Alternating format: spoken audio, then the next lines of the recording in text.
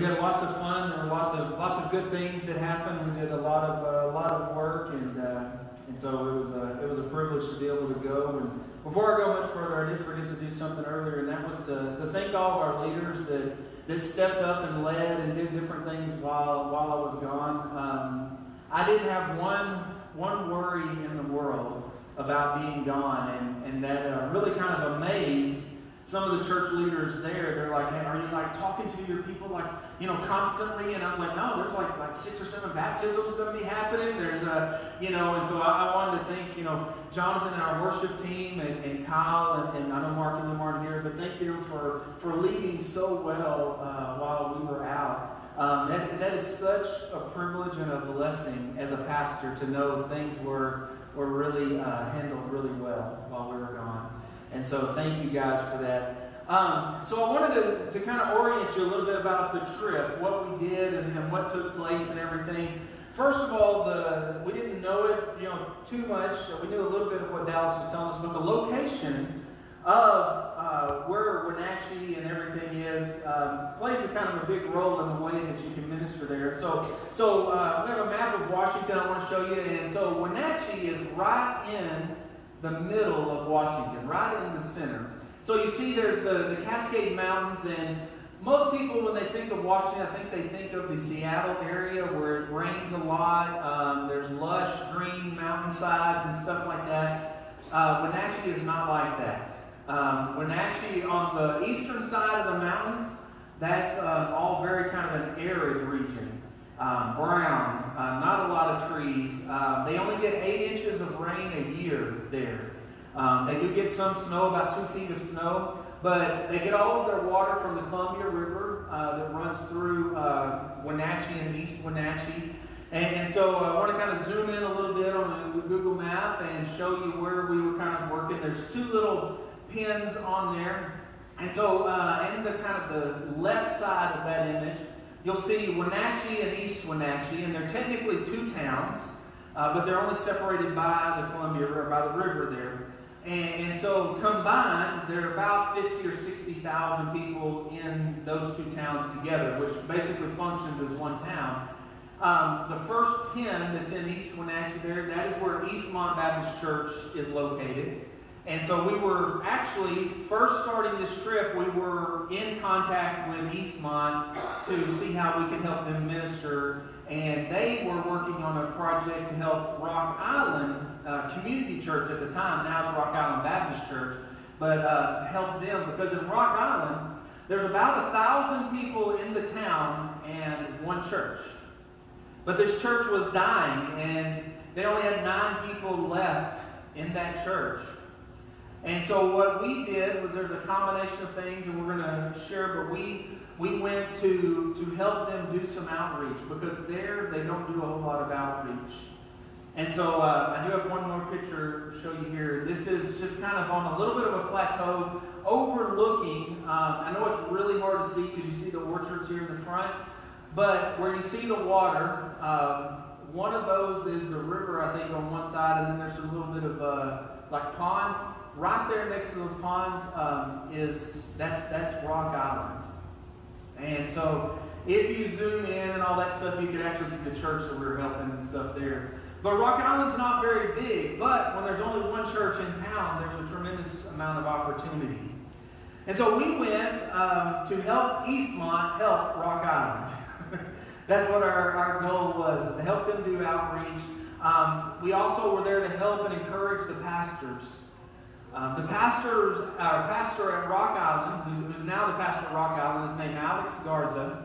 He and his wife Jennifer moved up this last year on faith, and they moved up there and said God wanted them up there. They didn't come to be pastors. They didn't do it. They just stepped up. God eventually called them there. We'll share a little bit about that as well. But we helped them remodel their parsonage because it was run down. Things were needing repairs, and so we were helping to remodel the parsonage, and then in the evenings do outreach, going door to door to invite people in the town to a block party we did on Saturday. And so we went to do that stuff and to do that work, but really I think a large portion of what we ended up doing was encouraging the pastors and the people there. The churches up there in that region are really hurting. So in this region, there are only 13 churches in their Baptist Association. By the end of this year, 6 of them will be without pastors, which means there's a likelihood that maybe 6 of them will close, and they will lose less or lose more of a church presence in the region. Because most of these churches that are up there, they're small churches in small towns, and they have 20 people or so in them. The Pacific Northwest is the least church area of the United States. And so to have a church close is a tremendous thing, and the presence of the kingdom is being kind of shut off in that area. And so on Wednesday that we were there, I taught at Eastmont, which Eastmont is in East Wenatchee, and it has about 600 people that are members of their church. I taught their Wednesday night class that Dallas Stringer normally teaches. We taught on discipleship and Kids Beach Club. We shared about what God is doing with Kids Beach Club, and we found that Kids Beach Club got them really excited. Less on the discipleship side, more on the excited about Kids Beach Club side. But there's a chance, they're going to be trying to bring Kids Beach Club up to that area. So we didn't know it at the time, it wasn't until after the service, but there was some school officials from one of the local school districts was there to hear about Kids Beach Club, about how they could maybe bring it and introduce it into their school district. And then on Sunday in Rock Island, I preached there at Rock Island about how to reach out to people who are different than you. And so our week was very loosely structured. It was an exploratory trip, which is a little bit different if you've never been going to somewhere the first time. Things aren't always planned out and itineraries and things set. And so we just kind of went with the flow, worked on meeting people, learning about the region, trying to figure out how God could use us the best up there. So one of the big things we did was develop a lot of relationships. We got to know a lot of people, got to meet a lot of people. And so I want to invite Charlotte up to share on some of that. So let's welcome her up. She's super excited and confident this morning.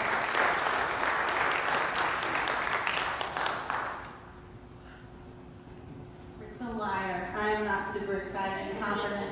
I'm terrified.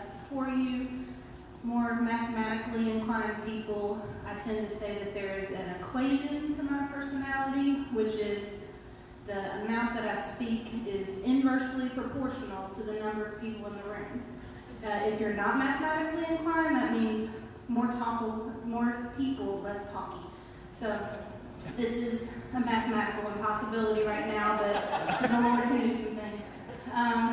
Anyway, I want to talk to y'all about the relationships building was really a cool part for me, but really I felt like is a lot of the mission work. As Rick was saying, with Alex and Jennifer that moved up there, it was real cool that I feel like we were able to encourage them and to support them. I mean, not me so much, but for sure Rick and Amy, because they could say, hey, we've been there, we've been pastoring a church for the first time, and we have been overwhelmed, and we got you, we understand, and that helps so much to know that there's someone else that has been there, that feels the same way you do, and that's open to talking, or even just knowing they exist means a lot. But I know that Rick poured in a lot, Amy did too, so that was real cool. Another way that I feel like we were able to support them is by doing what Amy calls the piddly work of ministry. So stuff like going to the store, picking up a whole bunch of hot dogs from Costco, filling up bags with candy, painting signs, stuff that is a part of ministry and takes up a lot of time, but when you are trying to pour into the community and rebuild your house, it's just stuff that freaks you out and stresses you out. So that was something I can do. So that was cool that we were able to just come alongside them and bolster them a little bit. That meant a lot to me. Another cool relational aspect I thought was we got to know and interact and meet a lot of the ministers up there, which is real cool because they're reaching out to an area that's different, a people that's different. You know, around here, people are used to church. They go to church, they're used to church stuff. There ain't church stuff up there. There's not a lot of outreach, there's not a lot of VBS. So to interact with them and see how they are reaching out to a people that might say, Jesus who, or what's VBS, or that kind of stuff was awesome. We got to build some relationships we can make relationships we can build on later. Sorry, my brain, nervous, told you. But that was real cool. There's wonderful people that we met. Caesar, Dallas, JR, Marty, of course Alex and Jennifer, all from that area. Just encouraging to be around to see how they're doing in ministry. And y'all all met Dallas. You know, he did the revival last year, maybe another year. But you really get to know somebody when you're stuck on a mountain with them for like 7 hours, which is what we were. Dallas thought it would be fun to go jeeping, which I thought was made up. I confirmed with another friend. That's a real thing, where you take your Jeep and you go and run the area for fun. So we did that. We got lost on this mountain for 7 or 8 hours, right? Yeah. Just around and around. And, you know, I am more quiet. I should have let them know about my spiritual gifts. I have unique spiritual gifts. My spiritual gifts are making good analogies, asking thoughtful questions, and navigation. And Dallas did not know that navigation was my spiritual gift. But we were on there. Do we have them? Yeah. But there's a map somewhere. Yeah, it's okay. Look at that. That is 117 miles of jeeping.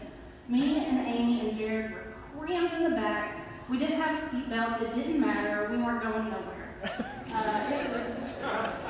It was insane. But you know, you really get to know someone riding around for that long, and as well as getting to know people.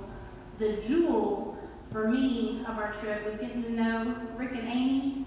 Y'all, these are some good people. I don't know if you know your pastor and pastor's wife that well, but they are solid, quality folks. They are so encouraging and so loving, and even when they're frustrated or tired or covered in dirt, they don't let it get them down. They don't have bad attitude. They're fun. They're funny. Gosh, we laughed until I thought we were going to throw up. You know, we just had the best time, and I'm so blessed that we got to know them and spend some time with them and develop that friendship. And I want y'all to know how lucky we are to have pastors that care so much for kids. They care for y'all a lot, and they care for the kingdom, and that seeps out into everything that they do and every relationship that they form. So appreciate it. Okay, that's it. Bye.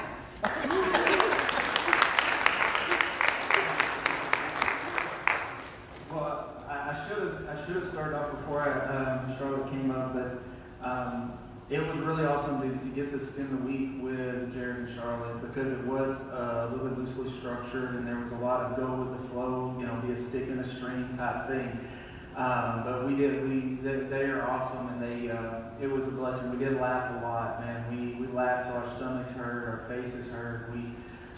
You know, you get what's called the mission giggles. You know, when you're on a mission trip, you get to a point where you're so tired, you just start laughing and just, you know, enjoying, you know, because you can't go to sleep, you know, and stuff. You just laugh. And so it was a blessing. And they were so gracious almost everywhere they went, because while they were all jam-packed in the back seat of a Jeep, you know, many of you didn't know if Jeeps had back seats, I know, but they were jam-packed in the back seat of a Jeep, and I was you know, toiling for the Lord in the front seat, safely strapped in with a seatbelt, but they were not being thrown from the vehicle in the back because they were wedged in. And so, no, it was a tremendous blessing. And so to get to know them and to build those relationships as well. And so what I want to do is invite Jared up to share with us about some of the community aspects. So let's welcome Jared up. Hello. Well, so a lot of really good stuff happened there. One of the main goals up there was to help them reach out to the community. And we thought, hey, no big deal, this kind of stuff we do all the time. They don't. They don't do that. They don't know how to do that. They don't have experience to plan that. So we went up there, like she said, we kind of did some of the lesser exciting things in ministry, going to the store and buying, 17,000 bags of candy, and which was sweet. But it's a lot of weight for the kids, giant bags of candy to their house and dump them out on the floor and swim in this mountain of candy. We didn't swim, but we wanted to.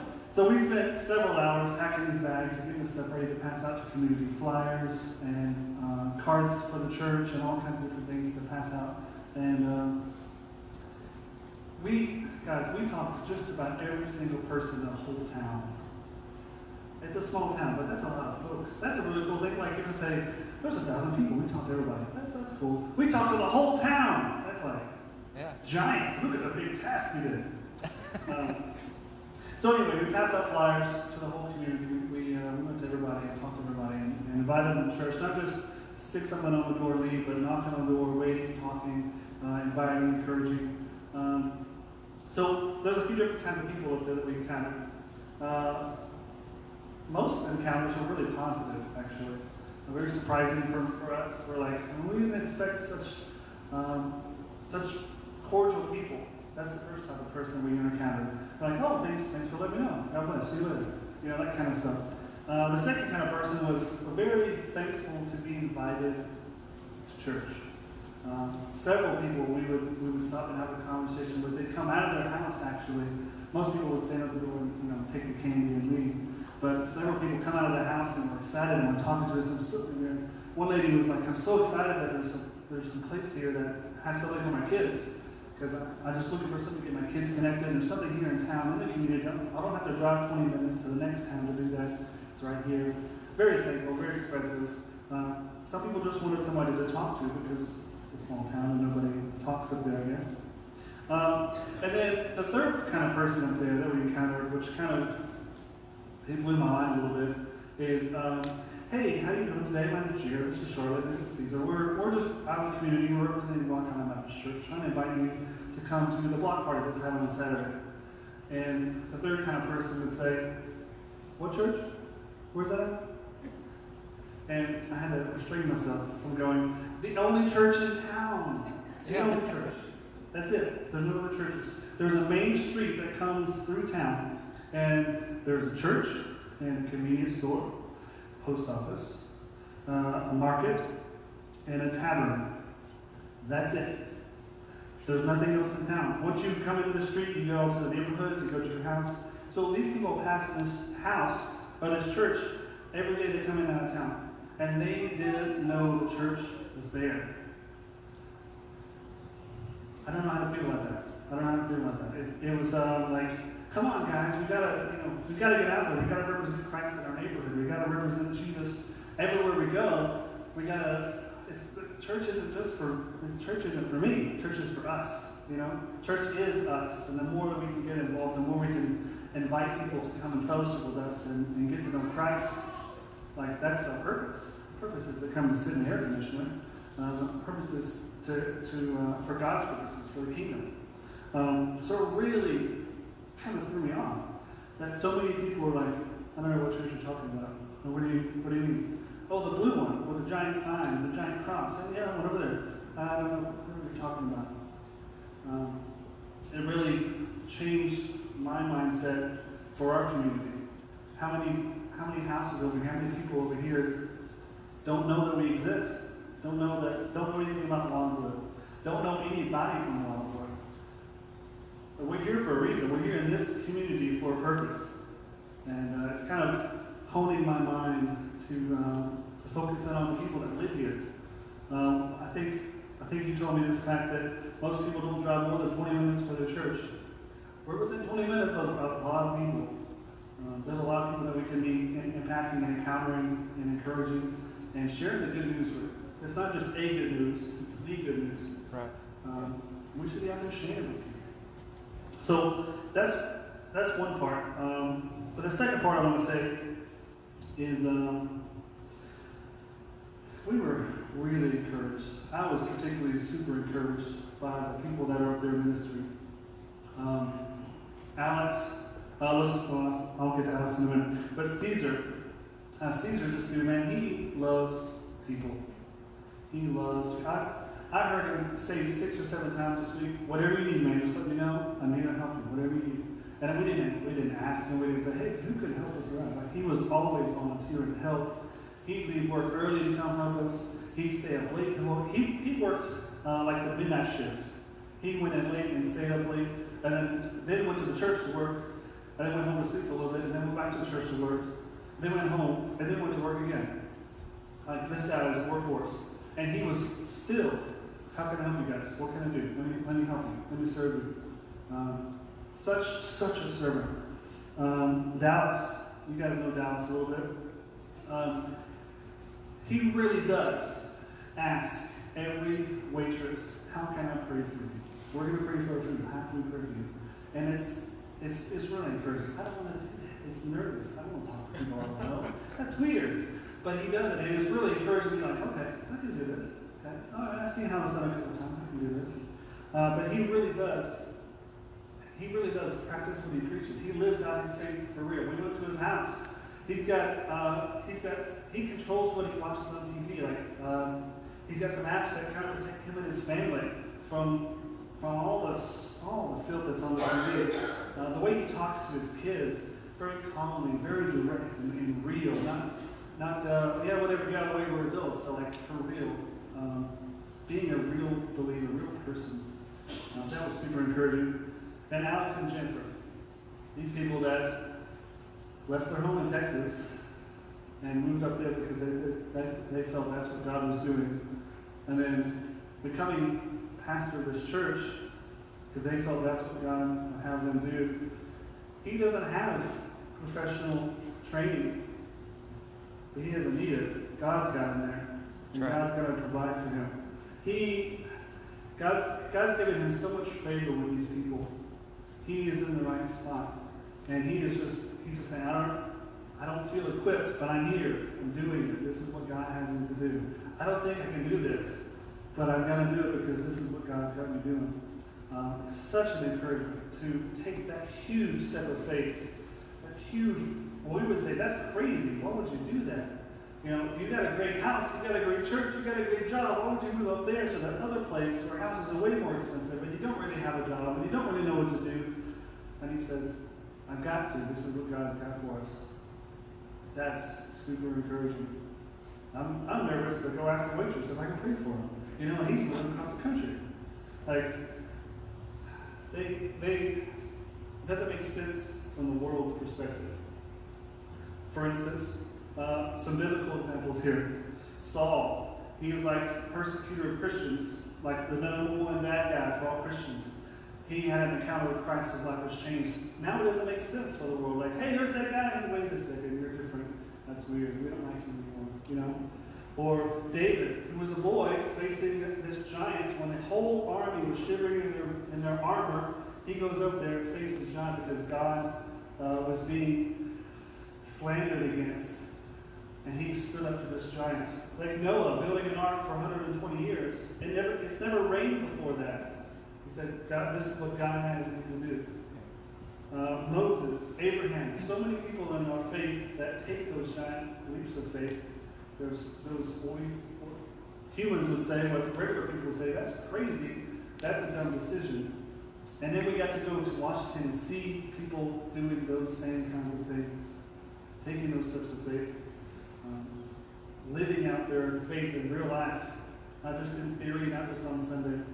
It was super encouraging, y'all. If you get a chance to go on a mission trip, you're going to see people who do crazy things, who take those risks for Jesus. And it's hard sometimes, but it's really encouraging. It's super encouraging. Just trust in God. He knows what he's doing. I think that's all I have.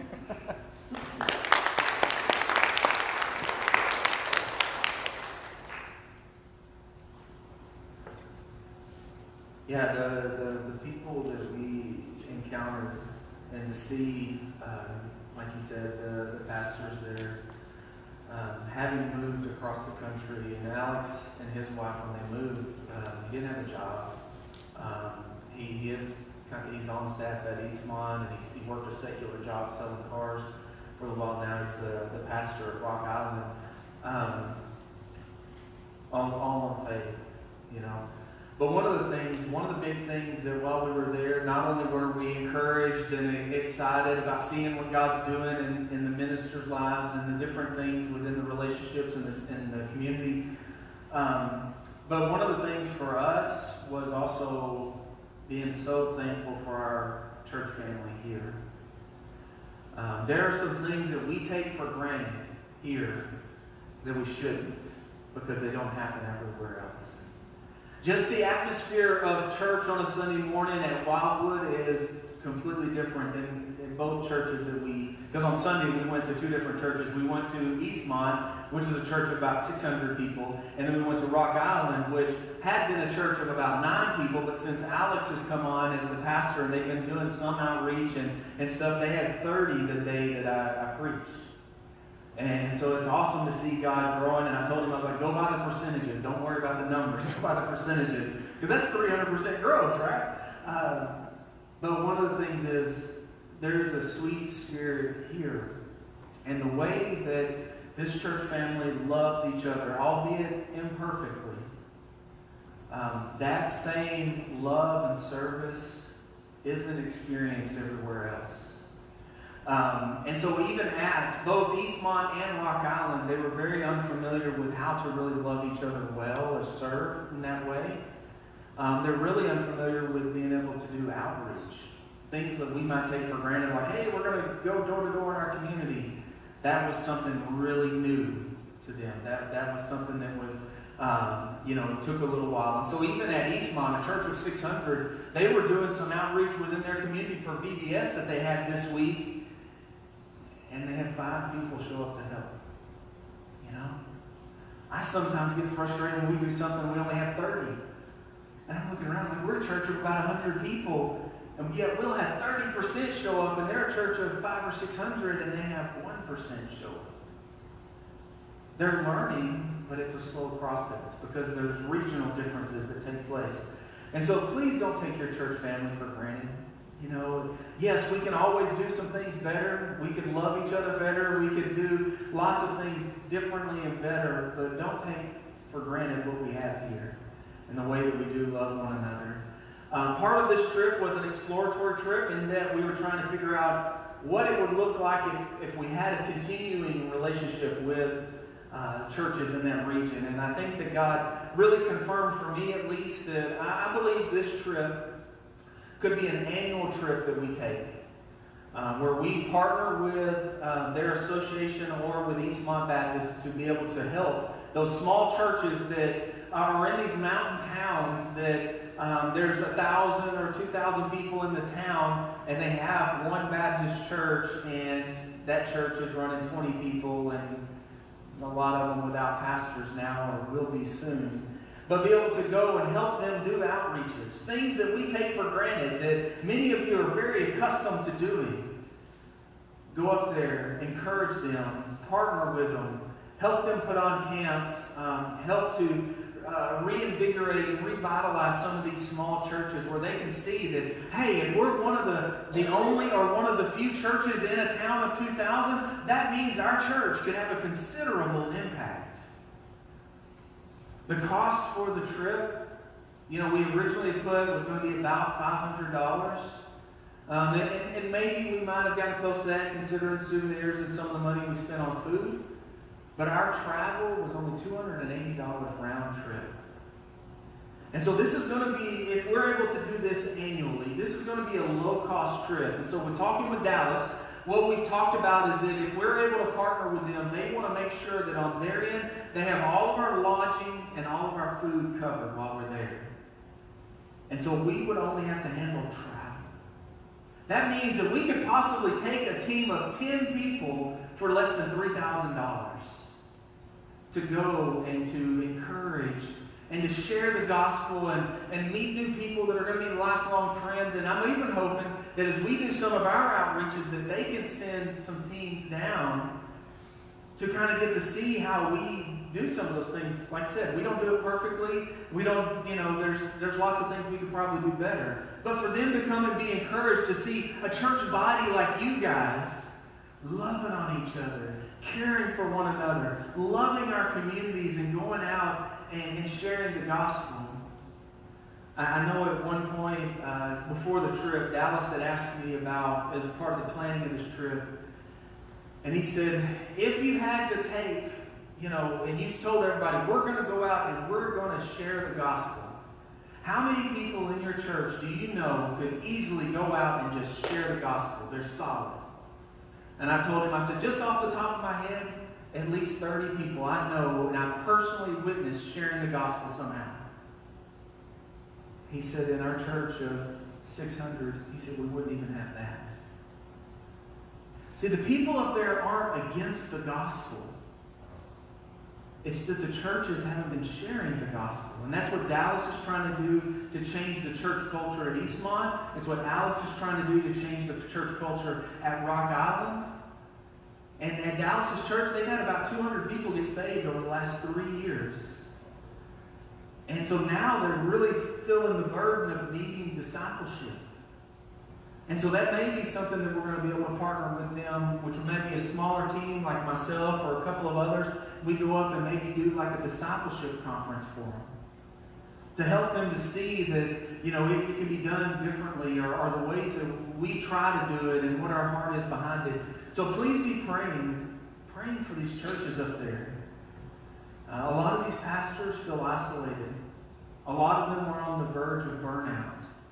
Just to let you know, Alex and his wife, when they moved up there, again, they didn't have a job, none of that stuff. Right now, they are planning to move into the parsonage at Rock Island. Once they came and looked at it, they found that there were repairs that were needed, electrical and plumbing work that needed to be done.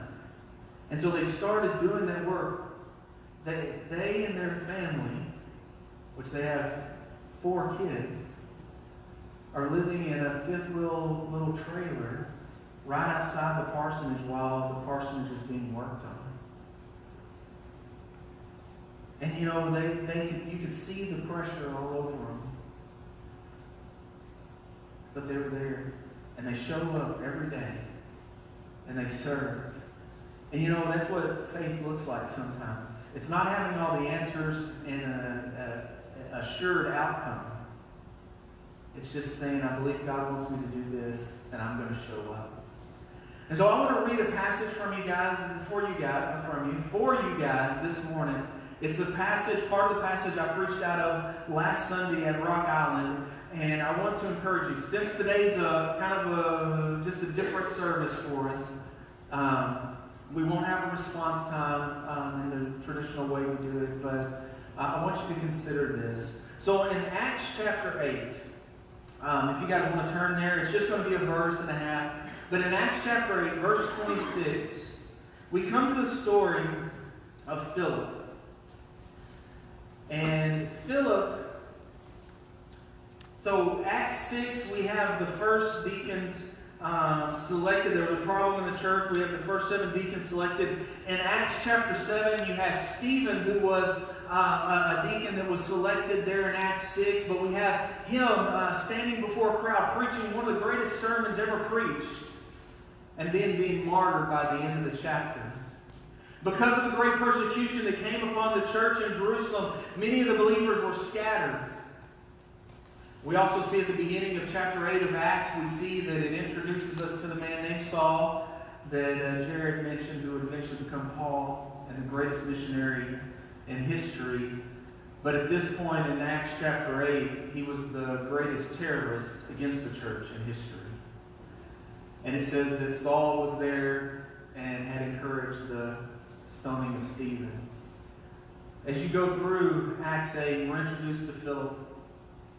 And one of the first things it tells us is that Philip goes to the Samaritans as he's kind of going, fleeing from the persecution. He goes to Samaria and he's preaching to the Samaritans. The Samaritans were Jewish, half Jew, half Gentile. They were considered half-bloods. Many of the Jews called them dogs and did not have a high view of Samaritans. Philip goes to those that are different than him and he shares the gospel. And then where we pick up at verse 26 is where God's about to send him to meet somebody who's even more different than him. And so Acts chapter 8, verse 26 says, "An angel of the Lord spoke to Philip, 'Get up and go south to the road that goes down from Jerusalem to the desert Gaza.'" And then here's the most important part, verse 27. "So he got up and went."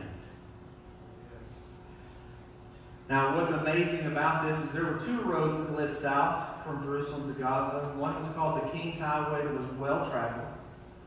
And then there was this other, more of a trail than a road, that was dangerous, it was rough, there were not a lot of travelers on this road. That's the road that Philip was sent to. But when he gets there, he meets an Ethiopian eunuch. And he gets to share the gospel with him, he gets to encounter him, and he eventually leads him to faith in Christ and baptizes him, all those things. So we're familiar with that story, most of us. But the thing that gets me,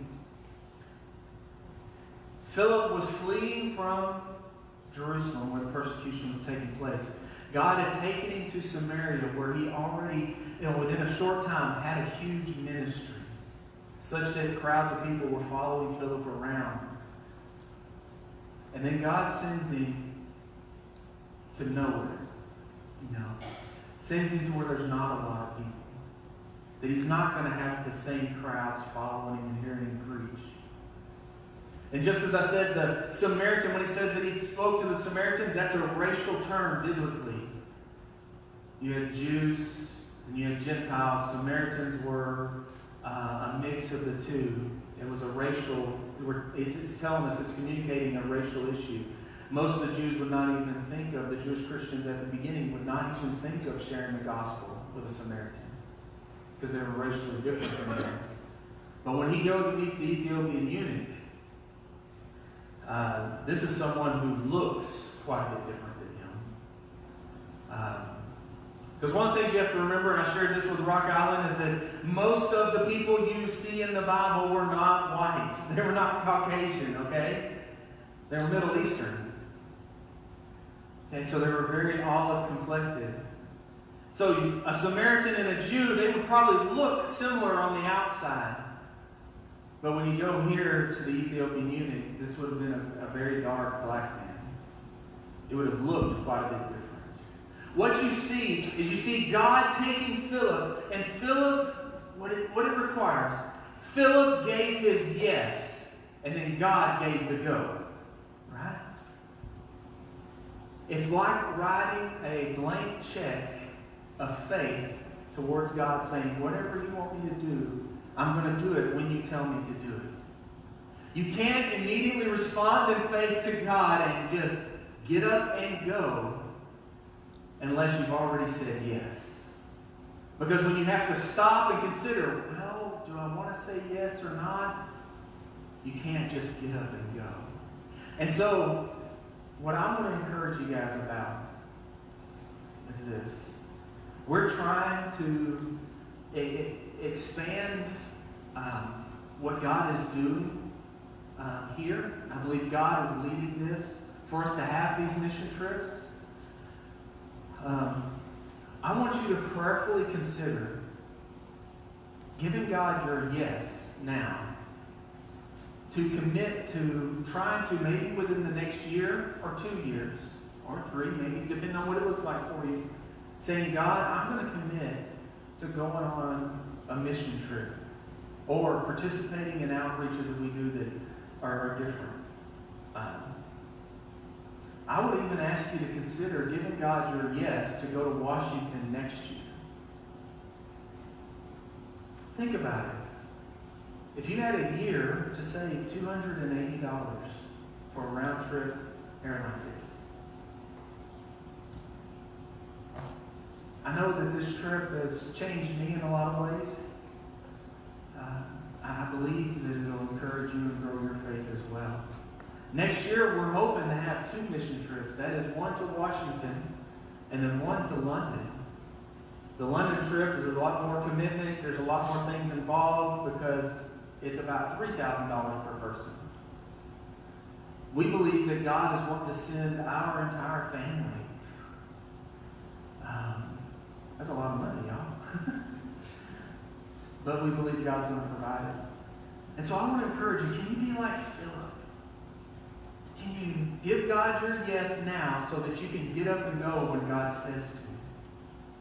And I believe that we can. And I believe that as we do this, because what's really cool is when you go on a mission trip, you get out of your environment and you get to minister in ways that you might be afraid to do at home, but you feel a freedom to minister to when you're out of that environment because you're like, I may never see these people again. If I mess up, who cares, right? And then you come back and you're afraid to talk to your neighbor.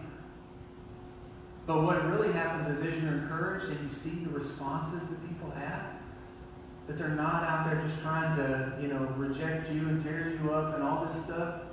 What happens is you come back and you feel like you can have those conversations again. You can talk to your neighbors, your waitresses, your cashiers, all of those people, and you appreciate your church home a whole lot more. And I believe as God is developing us, as we disciple and we grow, I believe that He's going to be sending us out more and more. And there's one thing in talking with a lot of pastors that I believe there's something special here at Wildwood. I believe that God is doing something really special here. I know we're not busting at the seams number-wise. I know we're not a mega church. But I believe, based as just on me sharing with other ministers about some of the things we're doing as a church, I believe that we are pretty healthy. We're moving closer to health all the time. We're facing difficulty with grace, mercy, and understanding. We're learning how to forgive and to work towards that reconciliation. Anytime there's issues, we're preaching the gospel. We're having boldness and speaking to people in our community. We're loving well. And the Bible calls that a healthy church. And there's a lot of churches out there that are not healthy. And I think that as we go and we have these mission trips, we're going to have a lot of people that want what we've got. They want to know, how do you face these difficulties? And they need somebody to come alongside them to say, calm down, it'll be okay. Right? Breathe. Breathe a little. So I want to ask you, can you give God your yes now and wait for Him to give the go later? And let Him pick the destination. Maybe that's Washington, maybe that's London, or who knows, by this time next year, God may have also bring to us the ability to go somewhere else. I know right now, just seminally, very early on, we're looking at how we might be able to go to Brazil. There's some contacts that we have there that we might be able to go to Brazil sometime. So be praying about that, please. So I'm going to invite Jonathan up. We're actually not going to have our response time this morning, but what we are going to do is we are going to join hands. We're going to sing our last song. If you're interested in going on the mission trip, or you want to come and just kind of put a stake in the ground, so to speak, to say, I'm going to commit myself to going. I don't know when and where and how just yet. And you want to come and just verbally tell me that, at the end of the service, come up and speak with me. Come up here. But prayerfully give God the yes and let Him give the go. All right? So let's all stand on our feet. Let's all join hands in the middle and let us sing this song as we're one, that they will know that we're Christians by our love.